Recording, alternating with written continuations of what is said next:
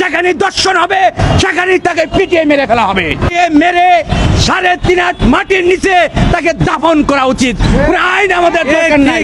যে আইন আমাদেরকে সম্মান করতে পারে না, যে আইন আমাদেরকে সঠিক বিচার দিতে পারে না, যে আইন আসামিদেরকে যে শাস্তির উপলব্ধি করে মৃত্যুদণ্ড দিতে পারে না, সেই আইনকে আমরা ঘৃণা করি। তাই আমরা বলতে চাই, এই বাংলাদেশের সমস্ত মানুষ যে যেভাবে আছেন দর্শনকারীদের বিরুদ্ধে রাজপথে নেমে যান, রাজপথে নেমে পিটিয়ে তাদেরকে সেখানে মেরে ফেলেন। এই বাংলাদেশে স্বাধীনের পরে 54 বছরে কোনো হত্যাকারীর, কোনো দর্শনকারীর সঠিক বিচার ভুক্তভোগী পরিবার পায়নি।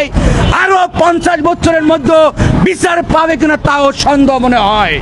তাই আমাদের কাজ কোনো বিচার টিচার পাওয়ার দরকার নেই। যেখানে অন্যায় হবে সেখানেই প্রতিবাদ হবে, যেখানে দর্শন হবে সেখানেই তাকে পিটিয়ে মেরে ফেলা হবে। ঠিক তাই সাংবাদিক ভাইদেরকে বলতে চাই, আপনাদের জায়গা থেকে আপনারা কলম যোদ্ধা হিসাবে এই সমাজে ভূমিকা রাখেন, এবং যারা সচেতন নাগরিক আছে তাদেরকে বলতে চাই, যতদিন পর্যন্ত আইন সঠিকভাবে প্রয়োগ করা না হবে ততদিন পর্যন্ত আমাদের মা বোনের ইজ্জত ও নিরাপত্তা পাবে না।